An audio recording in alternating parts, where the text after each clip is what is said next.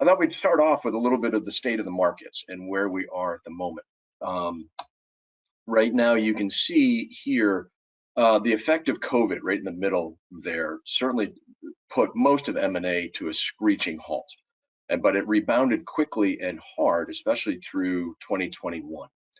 The first half of 2022 was quite robust and continuing the trends of 2021, where it was a feverish market, both buy side and sell side, with folks really trying to get ahead of some pending economic news.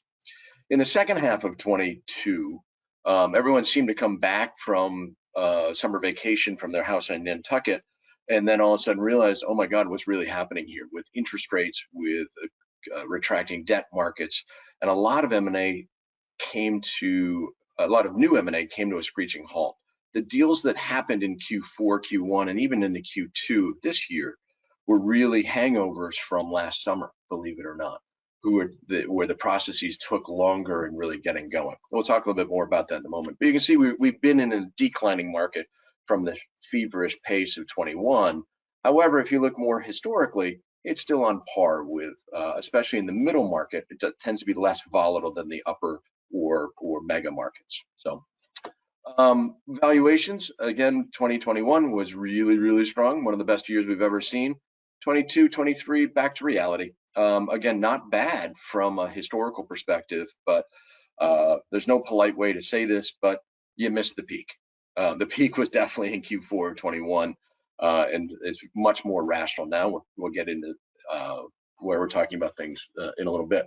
But I think it's also important, if you look at those two slides on the bottom, it really depends on a lot of different aspects. You can generalize the market this way, but by the time you get into it, you also have to look at the type of buyer and the size of those transactions.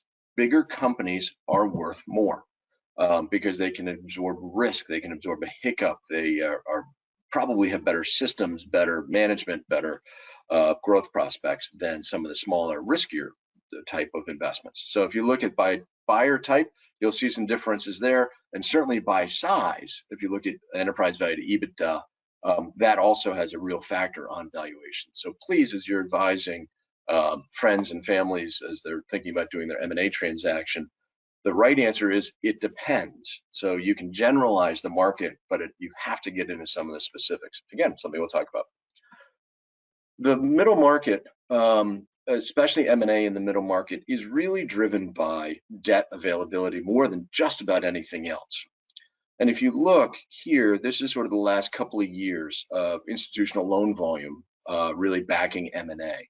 And you can see in 2019, 20, in the effects of COVID, 21 was robust in terms of the volume of transactions on the left-hand side that were actually happening, whether it be corporate M&A, private equity, LBO, private equity investments, or LBOs, really leveraged buyouts. If you look here at the Q3 of 22 and into 23, you'll see that it's all but stopped. That volume of availability really dried up quite quickly in the third quarter of 22. And you say, well, why is that? You look at the right-hand side, interest rates have gone up. The spread between SOFR and it has been relatively constant. It's not that bad, but the base rate of SOFR has really gone up quite a lot. So that all-in yield has basically doubled from about 5% to almost 10%. That cost of capital is a reflection of the perceived risk going forward. But what's really interesting is if you look at the world, it's not the cost of that debt that actually matters. This is one of the grand revelations that comes out every cycle.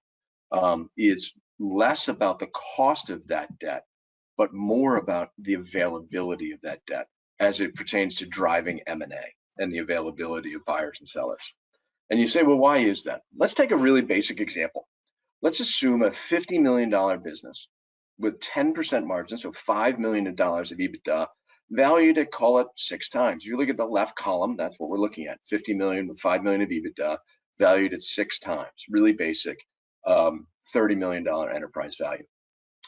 Most M&A in the middle market, privately held, family founder-led businesses in old economy businesses, are driven by, roughly speaking, a 50-50 debt to equity ratio. So if you look at that, I can borrow prudently about 3 times debt, 3 times EBITDA. So if I have 5 million of EBITDA, I own a 3, and I can borrow 3 times that. It means I can borrow 15 million. If I'm an equity investor or even a corporate sponsor, I'm going to be looking at about $15 million of equity. Now, how do I make money? Really a few different ways, but the base model, let's just say the business as usual. Before I look at synergies, before I look at growth, before I look at improvement, that there's 2 ways I make money. One is growth. And if you look at that top line, that goes from about 50 million to when I expect to exit in about 5 years from now, at about 80 million, which means my EBITDA goes from 5 million to about 8 million. My overall enterprise value, that line sort of at the bottom, goes from about 30 million to almost $48 million.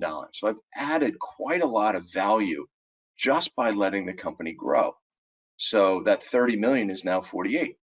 That's one way to make money, is grow the company, probably the most important way. The other way that investors make money is to pay down debt over time. So if we take that $5 million of EBITDA, tax affected, look at free cash flow, and pay that off over 5 years, now that debt line, second from the bottom, goes from 15 million to 0. So my return on equity goes from 15 to 48. That's assuming a 3 times leverage ratio. In 2021, and just about going into every major cycle, that I could probably borrow a little bit more. I can push my lenders to borrow more. So let's say 4 times. So if you look at the circle on the right, that's sort of where we were. And so using the example above at 50-50 debt to equity, 3 times debt, now I can make about 26% on my as an IRR, or a multiple of invested capital, MOIC, of about 3 times my money. That's a pretty good investment. But if I can borrow more, which is what really driving M&A, especially in 2021, I'm now all of a sudden with the exact same company, without changing any assumptions, all I've done is borrowed a little bit more at the outset, which is then paid off over time. Now, instead of making 25%, I'm making 37%. Instead of making 3 times my money, I'm making 4.5 times my money, just by that availability of leverage up front. That is, for all intents and purposes, the private equity model. However, today is what we're really talking about. That availability, as you saw from the prior chart, has really dried up. So I can't borrow 4 times. And frankly, right now, it's really hard to borrow 3 times. So we're really looking, using the example of 2 times leverage, the circle on the left. Now, all of a sudden, I'm making less than 20% IRR on my equity investment and less than 2 times on my all-in return over 5 years. That's not enough for equity investors or corporate strategic buyers to really get their board of directors or their limited partners all that excited. So that's really put the halt on leverage buyouts and middle market M&A. When that debt availability comes back to the marketplace, now all of a sudden we can get back to 3 times and eventually get back to 3.5, maybe even 4 times. That will spur a new wave of M&A. In talking with all of our senior lenders and middle market private capital folks, there's certainly an impetus to get that. Now that we've found stability in the marketplace, i.e. interest rates aren't expected to go up too much further. This is about a historical norm of where we should be. Pending economic issues are starting to resolve themselves. A little bit more clarity and stability in the marketplace has certainly come. I think you're going to start to see debt opening up back again in Q4 and into Q1 of next year. Your pessimistic lenders are going to say Q2. Your optimistic private equity guys are going to say Q3 of this year. Somewhere in that range, we expect debt markets to open back up, and therefore M&A to really pick up quite robustly as we think about what comes next. So, but it's not the cost of capital that matters. It's the availability that drives equity returns. So there we go. So what's really happening? Let's take a look at the private equity world, because that's really driving the middle market, lower middle markets. So if you look at 21 and 22, you can see those were absolute peak activity. The deal on the left is the buy side activity, US deals, and the number of transactions and the value of transactions of buying good companies because of that availability of debt. On the right-hand side is exits. So you can see everyone ran for the hills in 2021 to take advantage of high valuations, high debt availability, and a robust M&A market. I don't think we'll ever see that market again. I'd love to be wrong, but I don't think it will be that feverish pitch at any time soon. Yeah, but you can see since availability dried up in the middle of 22 and into 23, deal flow has really dramatically stopped. What that means, however, is there's a huge equity overhang. The bottom chart is the amount of capital still available residing already in private equity funds by vintage year. And you can see there's a lot of capital ready, willing, and able to be put to work as soon as debt availability comes back to the marketplace. That's all well and good from a market perspective. What's happening right now?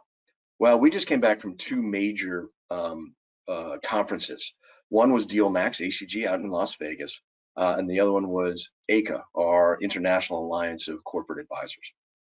And both groups are saying the same thing. The markets have paused. We see a recovery coming in Q3, Q4, into Q1 next year. And so now is the time to really prepare for the markets. Right now, the way to think about your company, again, it depends, but A quality companies, those that have strong management, great systems, good reporting, good recurring revenue, those are highly sought after right now. And there's a real premium for those that can come to market taking advantage of a supply and demand imbalance. Right now, there's almost no supply of sellers. There's still huge demand from equity investors and corporate buyers. And so there will be this supply and demand imbalance where valuations for A quality companies are still quite strong because there's not a lot of them. If you're a B quality company, you're good, not great, solid operatings, good margins, probably some low-hanging fruit to take advantage. You're still probably pretty good. And again, supply and demand will help valuation, but it's going to be harder to finance. And there's a little hesitation until we have more. While we have stability in the markets today, we don't quite yet have confidence. Once that confidence comes back, Q4, Q1, then I think B quality companies can start to come out and get ahead of the curve. However, if you're a C quality company, if you've got some operational challenges, it's harder to borrow, you don't really have the systems or management teams in place, our strong recommendation is to wait. It's not the right time to come out right now because of the hard time to finance deals where it might be available from corporate investors, but the private equity guys are less interested in taking those on right now. They would rather spend their time and keep their powder dry for a pending wave of companies coming to market early part of next year. So our general recommendations for any company today is don't rush to market if you don't have to. Mid-market M&A, especially for families and founders, are driven by personal objectives, not by timing of the markets. So if you can hold on until for a little while, our recommendation is you do until that confidence comes back. Use this time, however, the second half of this year to really plan and prepare and get ready for a transaction process.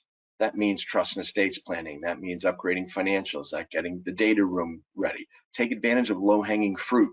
If you know something's wrong, go fix it now. If you have an environmental issue, get ahead of it. Really plan for a transaction in the early part of next year or even Q4 of this year. So if we look at a little bit longer, that's a very immediate, very short-term, sort of 6 to 12 months from now. But if we look at the longer-term picture of markets, the typical stock market, if you go back all the way to when we were founded, 1987, you can see that there was a big crash of 87. I think we all lived through that. It was pretty painful for a few days, and it took us a while to get out. But if you look 6, 7 years later, there was a real estate bubble of 93. 6 years later, 93 plus 7 was 2000, 2001. Guess what? There's the dot-com bubble. That brought us back down to earth for a little while. 6 years later, after 2001, happened to be 2007, 2008, the credit crisis. That flushed out a whole lot of folks. Now, and you look, it took us a couple of years to get out of that, right? So plus 6 more years, you're looking at 2016 and the Great Recovery. Does anybody remember what happened in 2016? That's right. Nothing happened in 2016. If you look at the chart, we took a small little pause, but nothing really happened. And so now, since then, the next 6 years puts us at 2022, which is exactly the timing that a cycle should have appeared. We probably could have, would have, should have known that this was coming. But COVID actually didn't affect this at all. So that was just a momentary blip and then recovery. So if you look at it, business owners have had a good 12-year run here through without the usual turnover of M&A transactions driven by economic and stock market cycles. And so we anticipate coming up here a really big wave of sellers that are coming to market based on a 12-year cycle, not the typical 6 years, based on surviving COVID, which really took a shock to the system and really made people wonder. And now I think we're seeing a really robust market going into 24, where I think this cycle will perpetuate itself, and we're going to see a lot of folks coming to the marketplace.